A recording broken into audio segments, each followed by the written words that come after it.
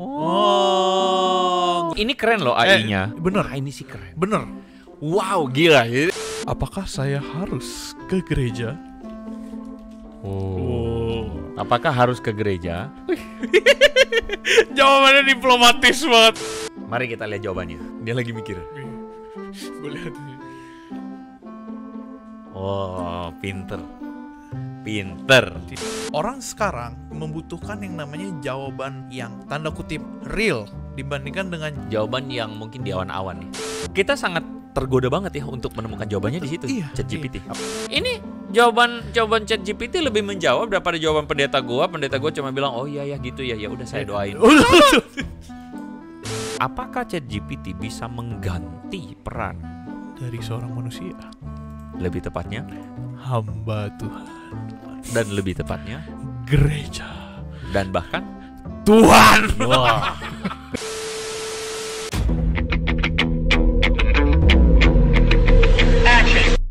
Teman-teman new generation, welcome to Hello God on Topic Hot bareng gua Julius dan Andre Tunggal. Luar biasa, kita kembali ke di episode ke-51 teman-teman, yang artinya adalah Satu episode lagi kita telah genap 1 tahun. 52 episode teman-teman. It's been a long way. It's been an honor to present things in front of you, Betul. teman-teman semua, dan tanpa dukungan dari teman-teman semua, once again Hello God on Topic is nothing. Betul. Tetapi kita bersyukur banget karena teman-teman sudah mendukung sampai sejauh ini perjalanan 1 tahun kita, dan let us know episode mana yang teman-teman paling senang dari Hello God on Topic. Betul. Please Keren tulis banget. di bawah apa yang menjadi Keren episode yang paling teman-teman Keren suka, ya, supaya kita juga bisa, wow, kita mau tahu nih teman-teman, jadi berkat banget buat teman-teman apa. Betul, amin teman-teman semua. Karena sejauh ini episode yang paling laku adalah penyembahan setan. Syaiton. Di antara semua topik-topik, penyembahan setan nomor Ini 1. apakah Hello God on Topic harus mengundang Sam Smith? Nggak ya, BTW di episode ini gue juga pengen menerapkan warna baru, penampilan baru. Hari ini gue pertama kalinya gue pakai bando. Penting banget itu barusan. New style teman-teman semua. BTW ada terus gue mesti nguncir gitu, hello. Nggak usah, nggak apa-apa. Makasih ya. Kuncir kuda. Nggak usah, nggak apa-apa, makasih. BTW teman-teman, di Indonesia saat ini ada begitu banyak topik yang bisa dibahas. Khususnya kita secara khusus mendoakan untuk teman-teman yang berpartisipasi di Piala Dunia U20 yang sayang sekali harus dibatalkan dari Indonesia. Dan kita mendoakan untuk hal itu sebagai sesama penyuka sepak bola nih, dua-duanya. Jujur li ya, waktu tadi pagi waktu gue lihat, wow, ini sangat tidak menyenangkan berita ini ya. Maksudnya kan kita berharap bahwa sepak bola kita maju, saudara-saudara. Betul. Tapi ternyata, ya kayaknya kita harus, ya nggak tahu deh, apakah masih bisa diputar lagi itu ya keputusan FIFA itu. Mungkin saya percaya dalam kuasa doa. Kita bikin turnamen tandingan. Betul. Liga Tarkam. Hello God Dunia. World Cup. Bukan. Tarkam. Oke, intinya kita doain lah buat segala proses dan semua yang ada, perdebatan dan omongan, kita doain semoga proses berjalan aja, kita bisa belajar dari kejadian ini. But anyway, kita akan membahas satu topik yang lagi juga viral saat ini. Sesuatu yang sangat modern. Sebenarnya ini sudah viral tuh beberapa waktu belakangan. Betul. Dan ini sebenarnya jadi satu tren baru. Karena people getting to questioning, mempertanyakan bahwa apakah ini ke depan justru akan menjadi, kayaknya kita nggak bisa nolak deh ya tentang ChatGPT itu ya. Wow, yes, ya. ChatGPT teman-teman semua. Kita nggak bisa tolak bahwa itu akan jadi bagian dari masa depan kita. Ya, bahwa kita nggak bisa terhindarkan bahwa ini adalah sesuatu yang akan dipakai oleh berbagai macam industri, bahkan mungkin dipakai dalam gereja. Kenapa gitu teman-teman? Karena waktu itu sempat keluar berita ataupun ada yang ngomong kalau lu bisa menulis naskah khotbah di ChatGPT. Gue baru denger itu. Lu baru denger denger. Oh iya? Gue pikir lu udah tahu loh. Beneran. Jadi ada satu pendeta atau siapa gitu. Gue mesti ngomong gue baru dengar karena supaya nggak kebongkar selama ini gue korbannya dari ChatGPT. Strateginya gitu ya. Tidak. Tidak. Disclaimer tidak. Tentu Gitu. saja naskahnya dari firman Ups. Tuhan. Kurang Oh ajar. gini, Gini. Finger gini cross, ya, finger finger cross. cross, ya. Kurang ajar nih orang. Iya, jadi ada yang bikin naskah khotbah gitu. Misalkan Beneran? dia kasih tema. Iya, jadi tema minggu ini aku adalah jemaat yang berpaling dari Tuhan. Terus habis itu gerejanya ini, background ini, terus ditulis naskah Emang khotbahnya. Iya. Masa? Mungkin nggak sedetail itu ya. Cuman lu kasih tema, lu tulis ini, muncul ya. Jadi mungkin pembahasannya harus ini gitu. Tapi meskipun gue nggak yakin, Iya. gue nggak yakin bahwa sekarang itu begitu. Gue nggak yakin. Tapi actually, gue merasa bahwa itu bukannya tidak mungkin. Tapi Bukannya tidak mungkin berarti Iya. di kemudian hari, karena kan gini, database I see, dari I yang see. namanya artificial intelligence. Karena nah ini, Wah, apa nih? gue mau sombong dong. oh boleh, silakan. Karena gue lulusan Oh benar, gue tahu Lulusan. arah sombongnya kemana. lulusan dari apa namanya computer Universitas. science, informatika, dan penjurusan gue adalah artificial intelligence. Ini beneran. Beneran? Gua Gue baru sombong tahu. dulu dong. Oh iya boleh, Oke. gua akuin ini sombongnya lumayan keren. Jadi waktu zaman gue itu lulusannya itu adalah pemrograman perangkat lunak, teknik pemrograman perangkat lunak. Iya. Tapi gue memang ambil sub penjurusan lagi ke artificial intelligence karena memang gue lebih suka mendalami yang namanya artificial intelligence. Algoritma gitu-gitu masuk di situ Algoritma. ya. Jadi lu sebagai seorang scientist, sebagai seorang programmer di belakangnya, lu tuh menggabungkan semua logika itu lu masukin ke dalam. Iya. Logikanya, struktur logikanya gimana. Iya, Dan iya. waktu itu gue ingat banget, gue termasuk salah satu yang bikin logika game Halma, if you ever know. Halma. Halma. Iya. Segitiga, bintang Daud. Gua tahu kok. Iya itu yang Julius. itu.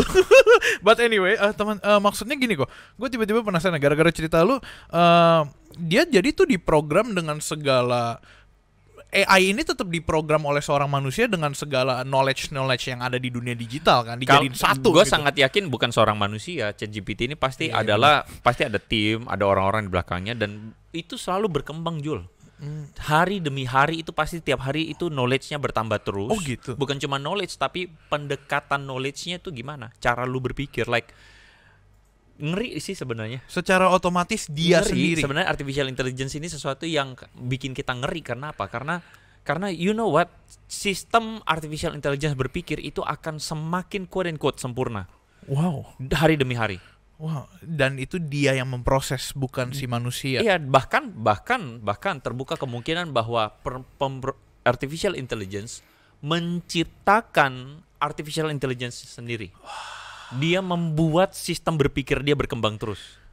Wow. Itu terbuka kemungkinan. Sebuah kecerdasan yang dibuat oleh manusia yang terus berkembang secara konstan dan fluktuatif. Fluktuatifnya naik tapi. Gimana bahasa gue keren gak? Fluktuatif. Lo tau gak gue tiba-tiba keinget apa? Terminator. Iya. Iya, kecerdasan buatan yang tiba-tiba menyadari bahwa penciptanya di bawah dia. Bukan. Terminator itu konsepnya adalah justru manusia itu sumber masalahnya. Karena manusia sumber masalah dari dunia ini, karena the purpose adalah itu toh. Jadi manusia sumber masalah, ya udah mesin mengganti. Iya. Terminate manusia. Make sense. Oke, kita balik ke ChatGPT teman-teman. Nah, jadi kita balik ke ChatGPT. Balik lagi AI, artificial intelligence. Adi, kayaknya kamu mesti dikasih mic, Dedi. Kenapa gitu? Ngomongin kayak begini kayaknya dia iya. dia juga termasuk nyambung nih. Iya benar teman-teman. Sebenarnya Adi tuh juga salah satu orang yang tech banget ya.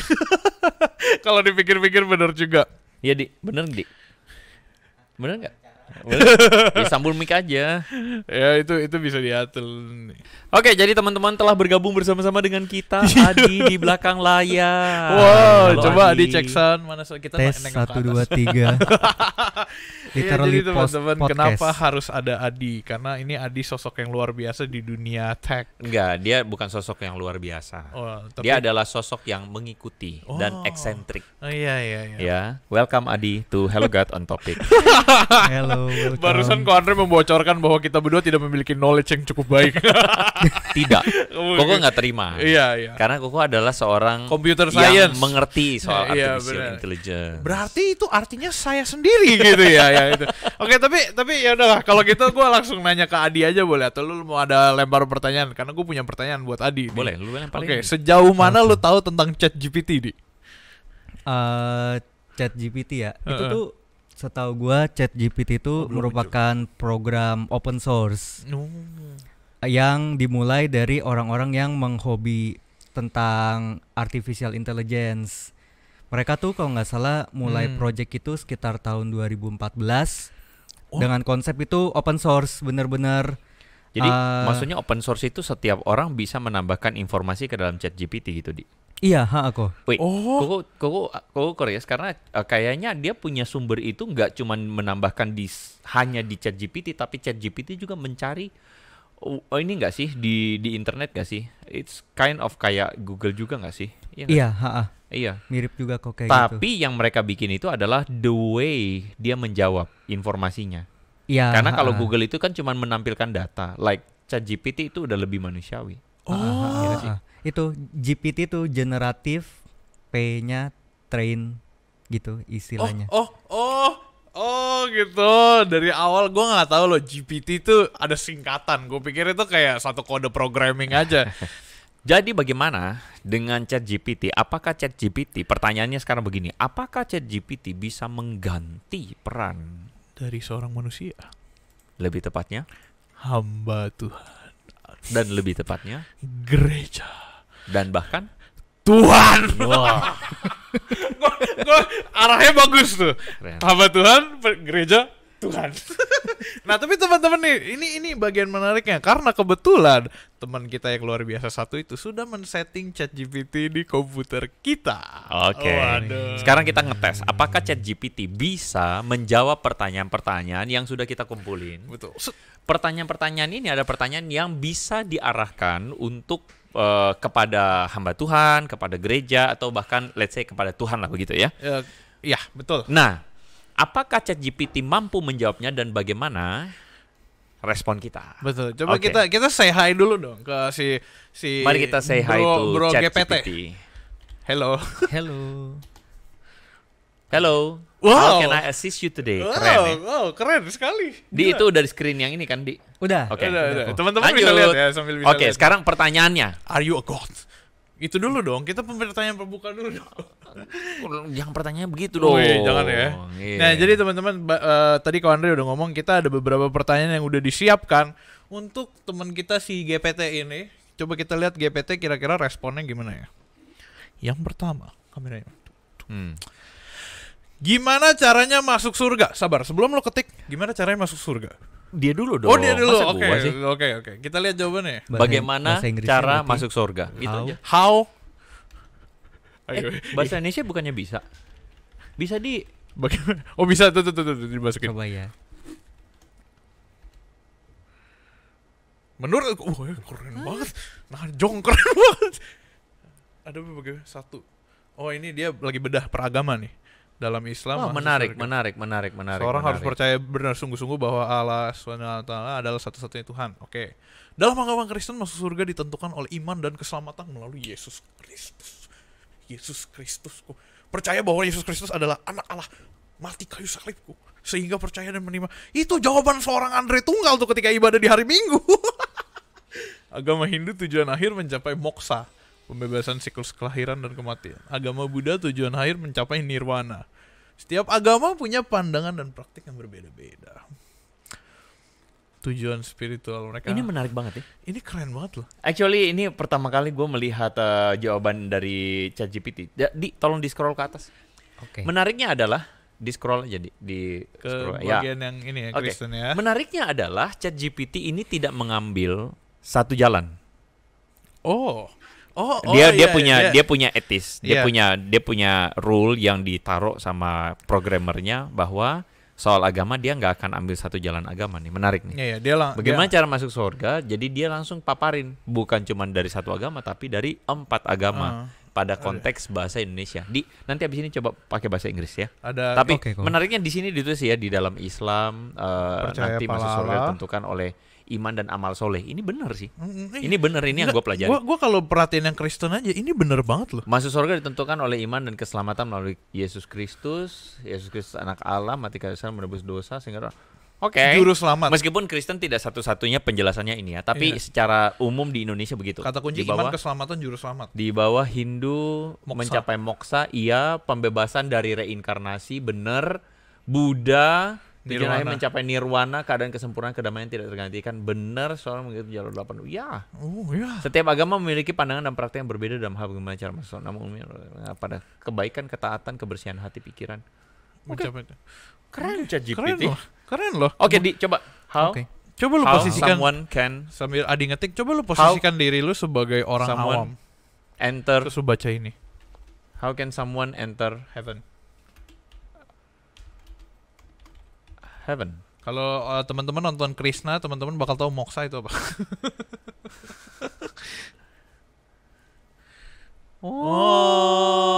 Gue melihat sedikit perbedaan. Ini keren loh AI-nya.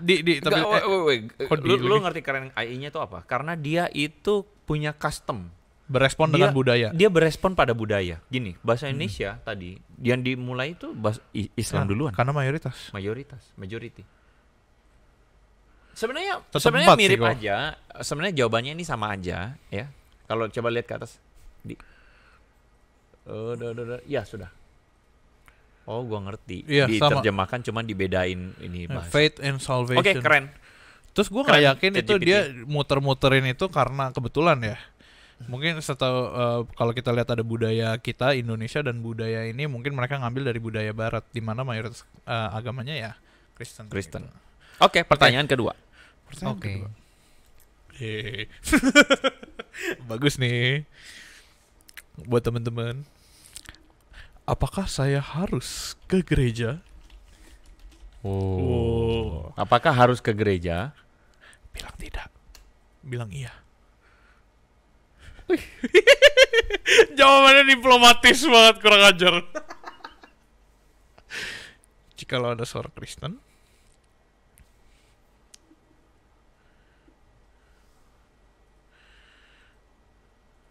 wow.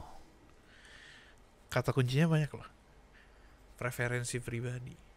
Ini panjang banget PTW. Oke. Keputusan ke gereja tidak bergantung pada keyakinan praktek agama pribadi Anda. Jika Anda Kristen, ke gereja ada tempat ibadah penting menguatkan hubungan. Ini gak salah loh, bener loh. Komunitas gereja, di gereja Anda mendengarkan khotbah, nyanyi, dan sebagainya. Kehadiran di gereja bukan satu-satunya cara memperkuat hubungan dengan Tuhan. Ini yang wonder loh. Gue wonder banget. Ini karena jawaban yang generik adalah pergi ke gereja itu penting untuk yang tadi tuh. Tapi seringkali tidak dibahas soal memperkuat hubungan dengan Tuhan. Dengan melalui berdoa, baca Alkitab. Oke. Keren. Lanjut di bawah. Apakah Anda harus ke gereja? Tidak, tergantung pada preferensi pribadi dan kepercayaan Anda. Jika Anda merasa kehadiran gereja membantu Anda memperkuat hubungan dengan Tuhan, maka Anda mempertimbangkan pergi ke gereja. Namun jika Anda merasa cara lain lebih cocok memperkuat kepercayaan dan hubungan dengan Tuhan, maka juga sah-sah saja. Oke, di sini gue nggak setuju. Tapi di sini gue nggak setuju. Gue lumayan amazed loh. Oke. Lu mesti tanya gue kenapa gue nggak setuju. Kenapa lu nggak setuju? Karena gue ada sisi setujunya nih dengan si bro. Kenapa kok nggak setuju? Gue tuh nggak setuju kok. Tuh si Adi nanya tuh. Kenapa nggak setuju? Karena menurut gue pergi ke gereja itu adalah sebuah latihan disiplin rohani. Karena kan si ChatGPT mengatakan bahwa ada cara lain lebih cocok untuk memperkuat kepercayaan dan hubungan dengan Tuhan, ya sudah sah-sah saja, nggak usah ke gereja maksudnya. Iya. Alright? Oh, I see. Tapi gini loh, kalau kita ada di tengah-tengah komunitas dan misalnya ada gereja, menurut gua ke gereja itu adalah penting. Karena itu akan melatih disiplin rohani kita. Dan actually speaking, kalau kita nggak ke gereja, gini loh, gue percaya bahwa manusia itu punya kecenderungan untuk getting lost daripada tight. Manusia itu punya kecenderungan untuk cenderung lepas kendali daripada terkendali. Lu setuju nggak?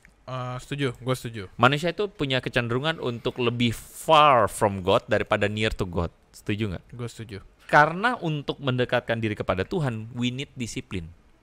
Dan pergi ke gereja adalah bagian dari mendisiplinkan diri. Karena gini, kita punya kecenderungan once again untuk getting lost.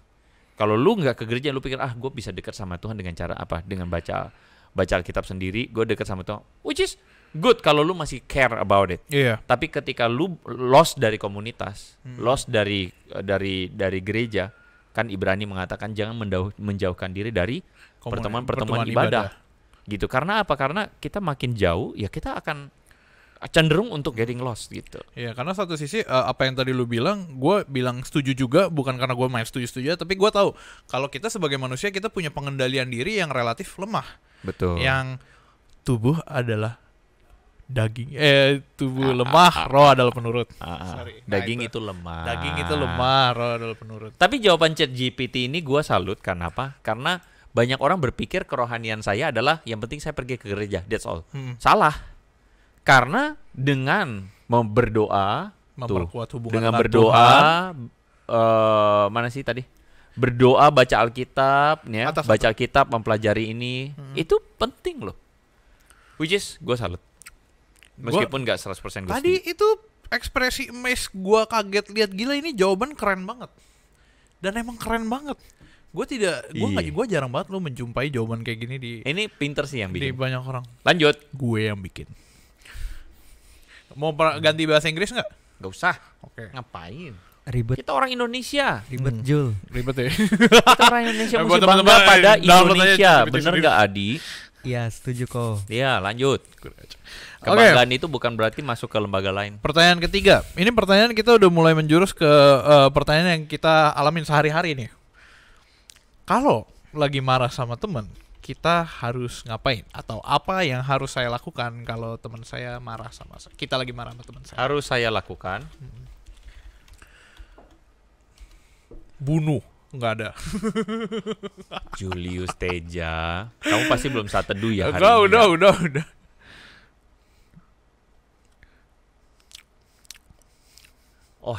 Ini sih hebat sih. Wah. Ini I still wonder how they get the database ya. Gini ya. Gimana caranya bikin database-nya ini? Gue boleh nggak request Gila nih? Gue request nih ya buat teman-teman juga.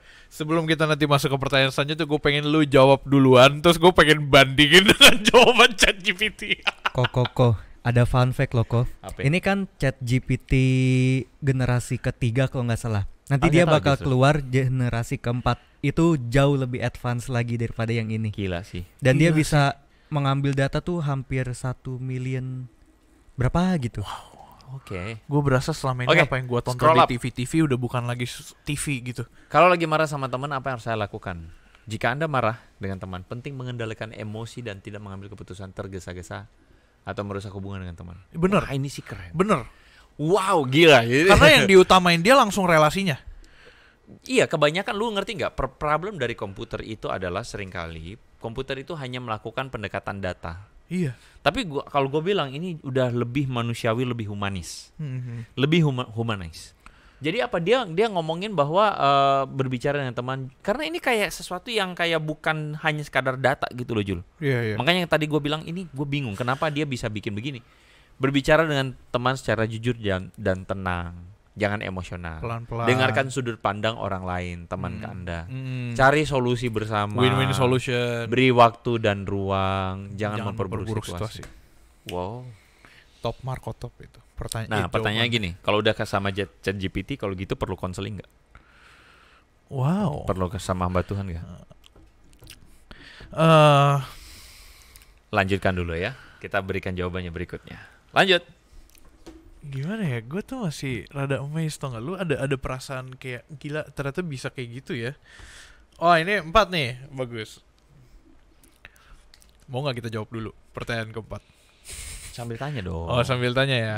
Durasi, Julius. Ini kita pernah jawab nih. Bagaimana cara lepas dari pornografi? Wow, gue mau tahu nih. Langsung di sini aja. Jawaban gue langsung biar cepet, biar gue menang lawan ChatGPT. Gue bakal bilang, lu harus melatih diri sendiri, lu harus sadar kalau pornografi itu salah, lu harus latih diri lu sendiri, lu harus coba pelan-pelan jauhin dari godaan. Oke. Mengatasi kecanduan pornografi bisa jadi proses yang sulit, namun bukan tidak mungkin. Tuh kan, yes. Mengakui masalah. Pertama, Anda perlu mengakui bahwa Anda memiliki masalah pornografi. Menarik. Membuat tujuan yang jelas. Tujuan jelas yang untuk ketiga gue spesifik. Anda bisa mencoba berhenti mengkonsumsi pornografi 1 minggu, lalu 2 minggu. Keren. Mencari dukungan orang lain. Keren. Batasi akses pornografi. Ya, betul banget. Cari kegiatan alternatif. Bener banget. Olahraga, baca buku, habiskan waktu, jangan terlalu keras dengan diri. Ingat bahwa pemulihan kecanduan pornografi bukan proses yang mudah. Terus berusaha. Gila. Itu kalau lo replay jawaban gue 1 sama 2 bener. Gila sih. Gila sih, keren banget sih pornografi. Gini, pasti ada pendapat ahli. Iya. Sebagai database-nya. Itu pasti ada. Tapi secara ini sih cukup advance dan cukup humanis. Humanis itu dalam arti ya dia bukan hanya sekadar show you data, tetapi dia bisa memberikan konklusi, which is good. Kok. Ada fun fact lagi kok. Apalagi? ChatGPT itu juga kalau nggak salah bekerja sama dengan beberapa universitas untuk mengembangkan hal ini. Oh, berarti emang ada brilliant minds juga. Jadi, di belakang si ChatGPT. Kayak misalnya contoh aja mungkin ChatGPT bekerja sama dengan MIT untuk mengambil beberapa publikasinya, kemudian diolah menjadi seperti ini. Di universitas di Surabaya diajak nggak kolaborasinya? Coba tanya itu. Nggak tahu kalau universitas di Jogja. Belum ya. Kenapa muncul kata Surabaya itu? Enggak, gue mengingat aja tentang prestasi lu dan juga pengalaman hidup. Oh, kok gue baru nyambung ya? Dari tadi. Ya coba balik ke sini lah, kok udah nggak usah jauh-jauh di situ. Lanjut. Gue sepakat, tapi gini, menurut gue masih ada yang kurang. Ya, yang kurang itu adalah gini. Pertama, untuk melepas dia cuma memberikan data dan jawaban, which is good. Gue bilang it's good. Iya. Tapi menurut gue ada 2 hal yang kurang karena yang pertama adalah proses untuk lepas dari kind of pornography things itu adalah sebuah proses yang sebenarnya tidak cukup lu hanya menjawab dengan jawaban ini. Seriusan. Maksudnya banyak teman-teman yang juga menonton di yang nonton siaran kita kan pasti juga struggle, and ini bukan satu hal yang mereka nggak tahu. Iya. Untuk melakukannya itu adalah satu effort yang luar biasa.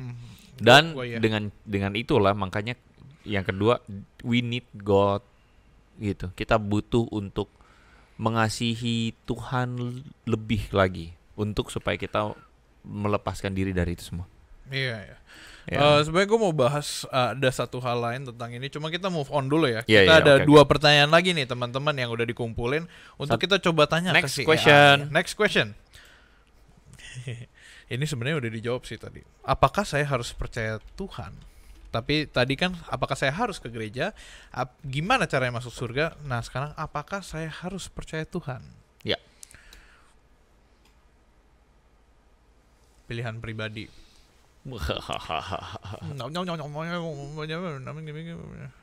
Kepercayaan kepada Tuhan adalah manfaat pilihan pribadi, tergantung nilai, keyakinan, pengalaman hidup. Menarik. Dan banyak. Tidak ada jawaban benar dan salah karena setiap orang memiliki pandangan berbeda. Kepercayaan pada Tuhan memberikan manfaat pada hidup untuk memberi rasa damai, ketenangan, arah hidup, memahami kehidupan. Oke, menarik.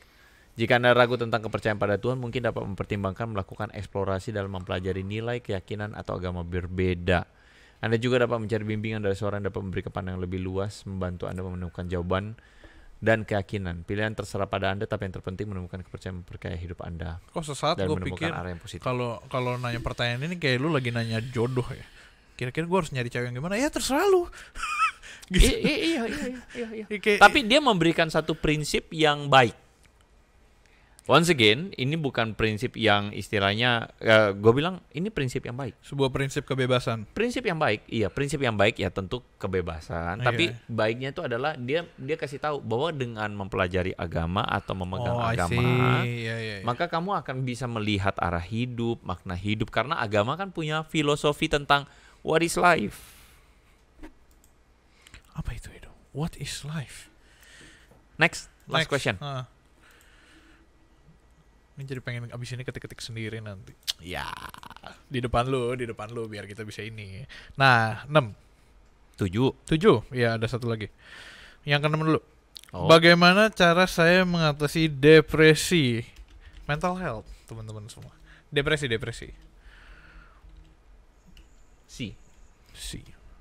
Siapakah aku Tuhan? Bukan.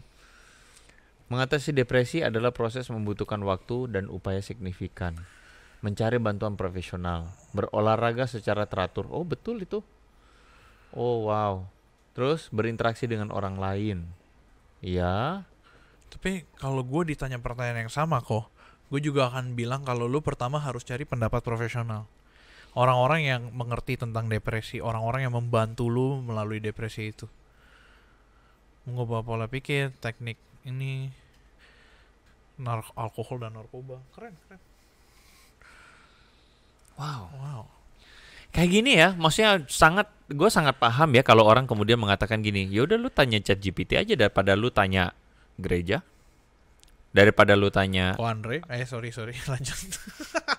hamba Tuhan, dan daripada lu tanya Tuhan mungkin. Gue sangat paham. Please jangan salah ya. Maksudnya gue paham kok. Artinya jawaban-jawaban dia jawaban-jawaban yang baik nih GPT. Seriusan. Jawaban-jawabannya baik loh. Jawaban-jawabannya dari bagus tadi loh. nggak ada yang bukan nggak ada. Iya, tidak salah. Tetapi gue sangat punya sebuah keyakinan bahwa still we need God gitu. Kalau kita cuma mau jadi baik aja bisa kok. Jadi baik doang, gitu ya.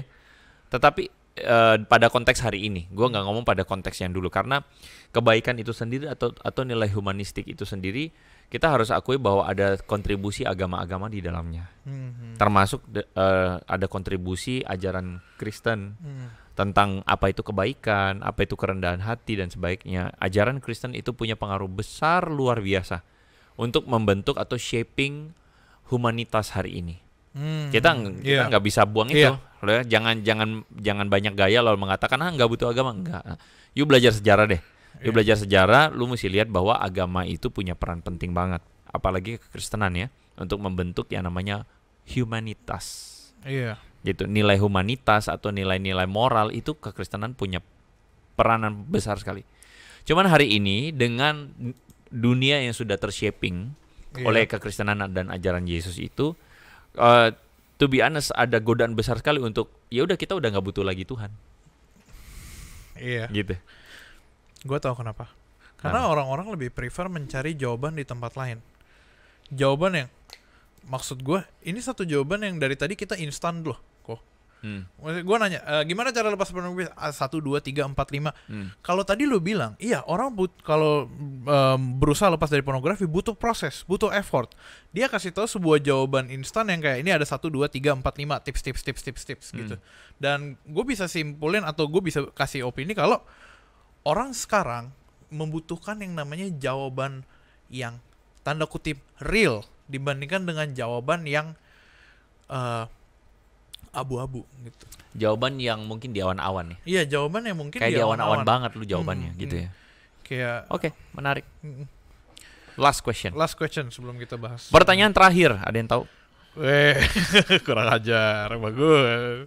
Ini pertanyaan yang menjadi sebuah. Siapa jodoh saya? Itu kan terlalu luas tuh. Kita sempitin dikit nih. Lanjut. Buat salah satu polemik di Indonesia, polemik di bahasa keren banget. Bolehkah pacaran beda agama? Iya. Sebuah pertanyaan penutup. Mari kita lihat jawabannya. Dia lagi mikir. Boleh nih. Oh, pinter. Tidak memiliki jawaban yang pasti. Bahkan ChatGPT pun masih kayak meragukan. Bukan meragukan. Dia ya? jawabnya pinter.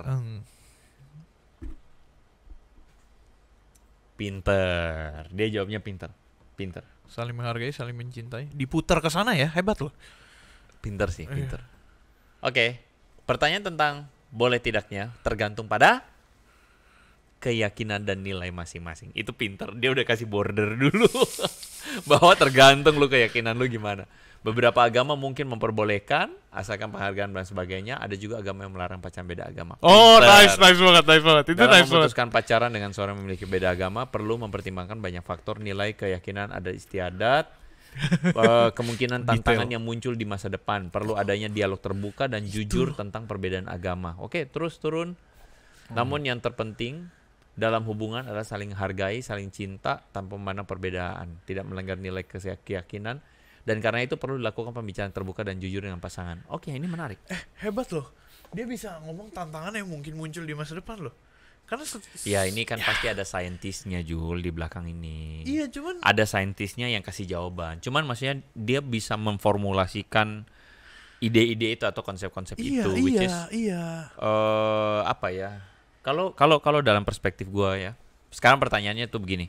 Kita kesampingkan dulu hebatnya dia. Sekarang jawabannya gini, kalau gitu pacaran beda agama bagaimana? Menurut perspektif gue secara pribadi, maksudnya tentu kan gue akan menjawab dari perspektif Kristen juga ya, karena dia jawabnya netral dan good enough.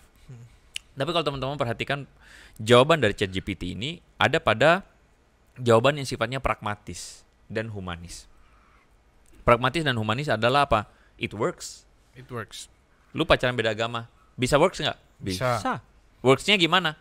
Lu baik, gua baik. Gua nggak campur lu nggak campur gua. Works nggak? Works. Kenapa disebut works? Karena ya kita baik-baik aja, gitu kan? Jadi standarnya ada pada works.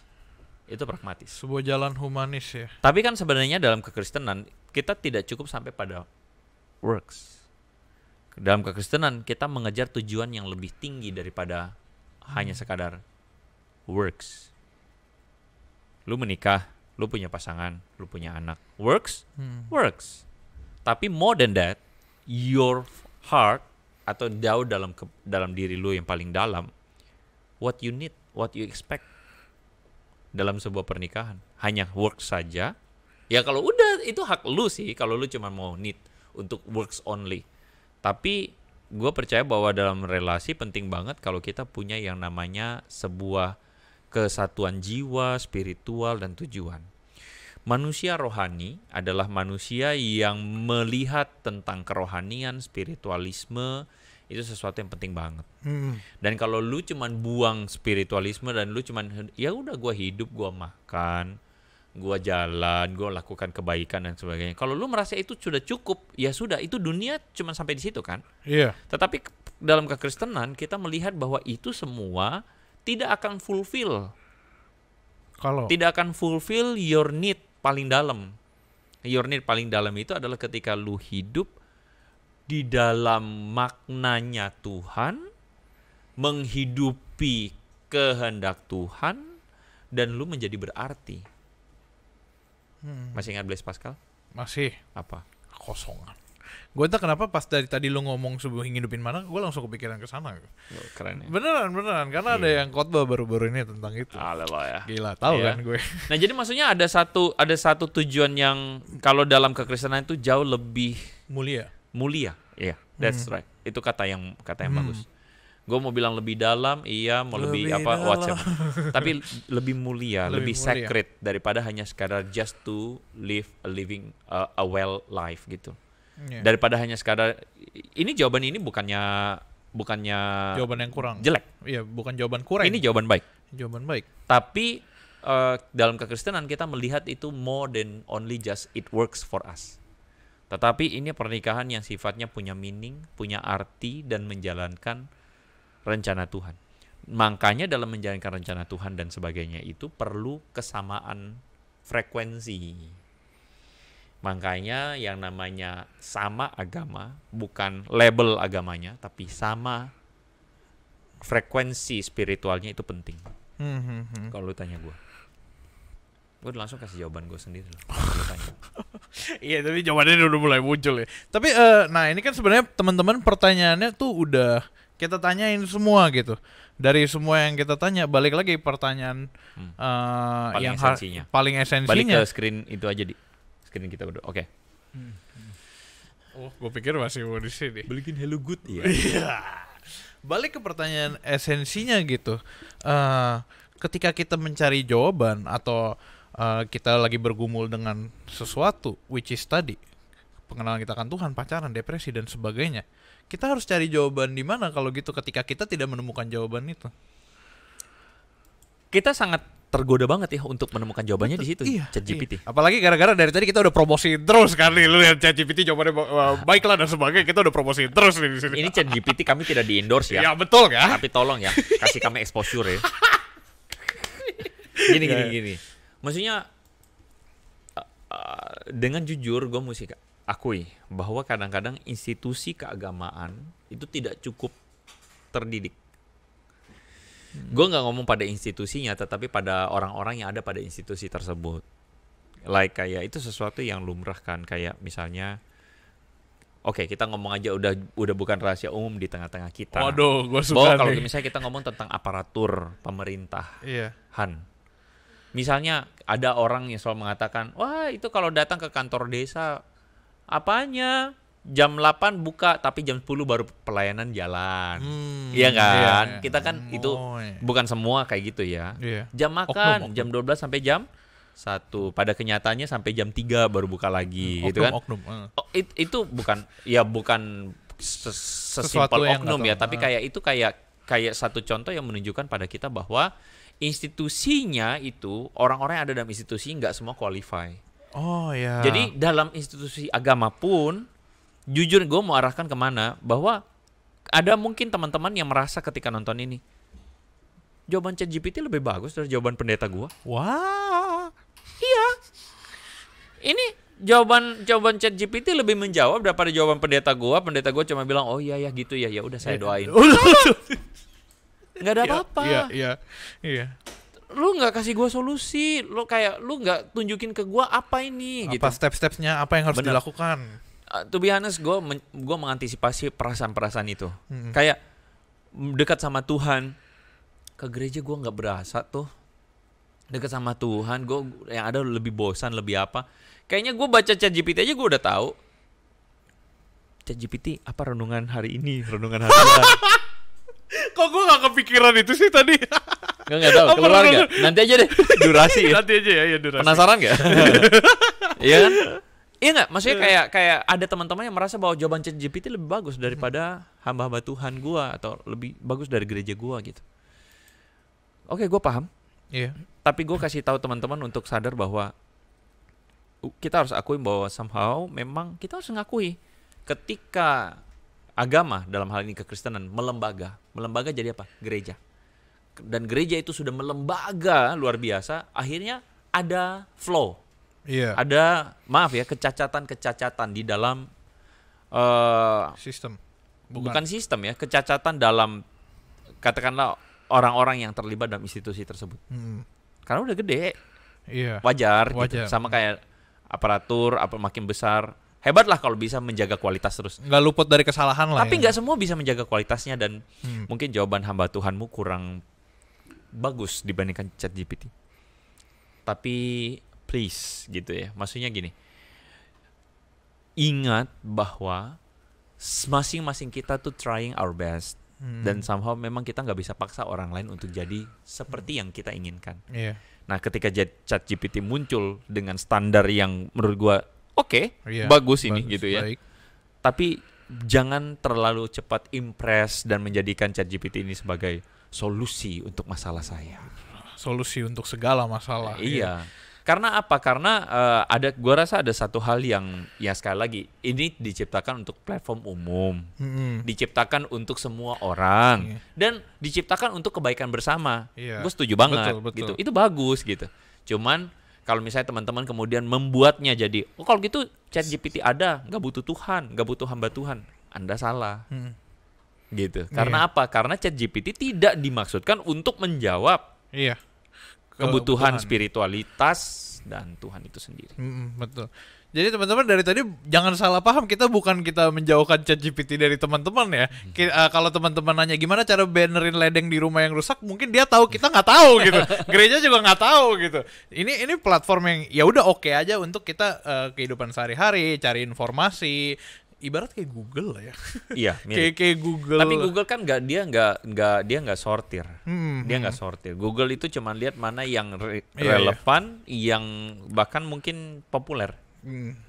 That's the way it works. Tapi kalau ini enggak. Balik lagi ada ahli-ahlinya gitu. Ada orang-orang yang di belakangnya, dan salut untuk orang-orang di belakang itu. Balik lagi mungkin satu pertanyaan terakhir gitu.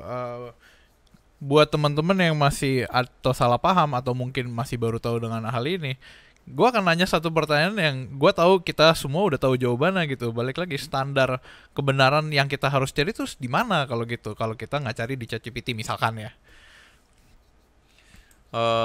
Gini, lu lihat gak bahwa dalam segala gini, kenapa lu mesti jadi orang baik?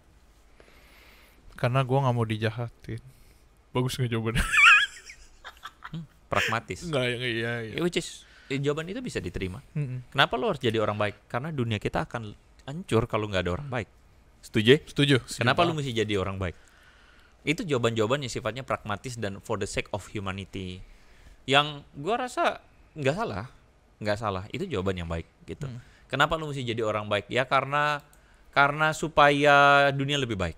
Kenapa lu harus jadi orang baik? Supaya orang lain juga bisa membalas kebaikan. Kenapa lu mesti jadi orang baik? Karena kayaknya untuk kita mengurangi kejahatan. Which is, itu jawaban yang ada pada level antara aku dan engkau dan hidup bersama. Tetapi kekristenan menjawab, kenapa lu baik? Karena ada Tuhan yang baik, yang menciptakan lu untuk kebaikan.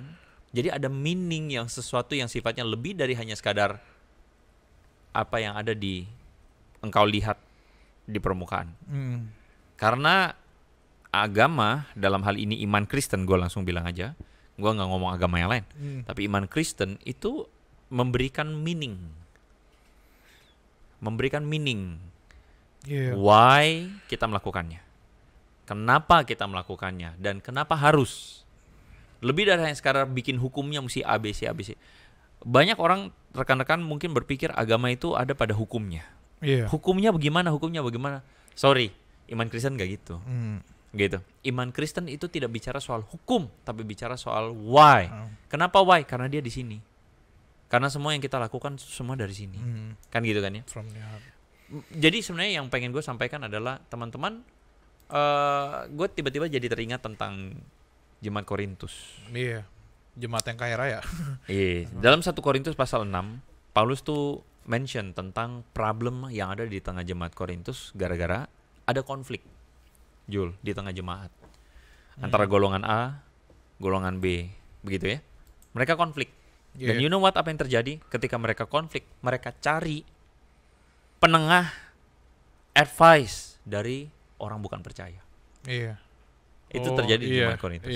Dan Paulus tegur. Paulus bilang apa? Kebenaran apa yang kamu akan dapatkan dari orang bukan percaya atau bukan orang Kristen? Paulus bukan bilang berarti orang Kristen lebih benar, enggak juga. Tapi maksud Paulus adalah, Paulus lagi ngomong tentang meaning ini loh, maksudnya. Kalau lu misalnya cari cuman soal masalah supaya kita baik-baik saja, lu bisa cari sama orang luar. Tapi Paulus kasih ingat satu hal, bahwa ada yang lu nggak bisa dapetin dari orang tidak percaya, atau dalam hal ini di luar iman Kristen. Apa itu? Tentang why we do these things. Kenapa kita lakuin ini? Kenapa kita begini? Kenapa kita begitu? Ada meaning teologis, ada pesan yang teologis yang dari Tuhan, yang seharusnya you consider sebagai satu hal yang membuat lu pilih A, pilih B, pilih C. Harus ada itu, kata Paulus. Paulus ingetin. Jadi ini bukan soal masalah yang dari gereja atau hamba Tuhan pasti benar, bukan. It's not the point gitu. Tapi Paulus lagi kasih tahu bahwa penting banget lu cari advice dari Tuhan. Dan lu gak bisa cari advice dari Tuhan dari orang non Tuhan percaya. Non percaya gitu. ChatGPT ini kasih advice yang baik, I guess so. Tetapi I believe bahwa dia tidak cukup.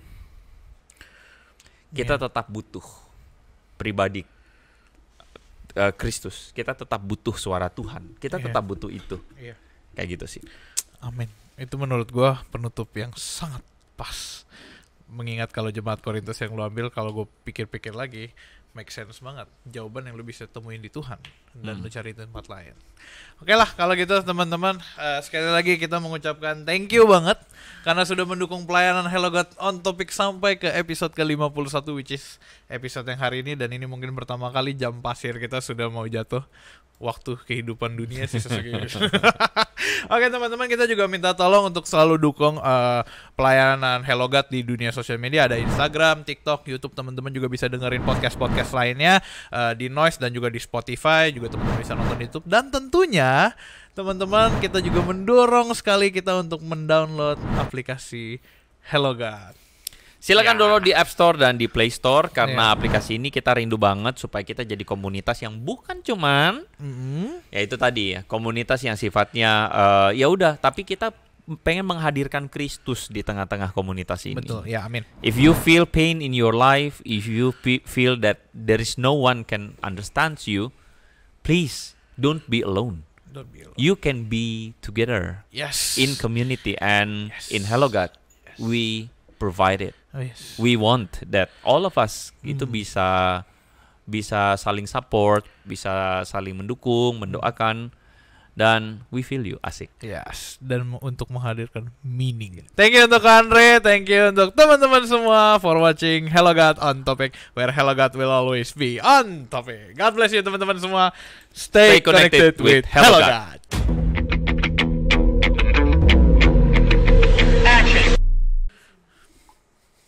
Dua orang norak Wih, sedang bereksperimen. bereksperimen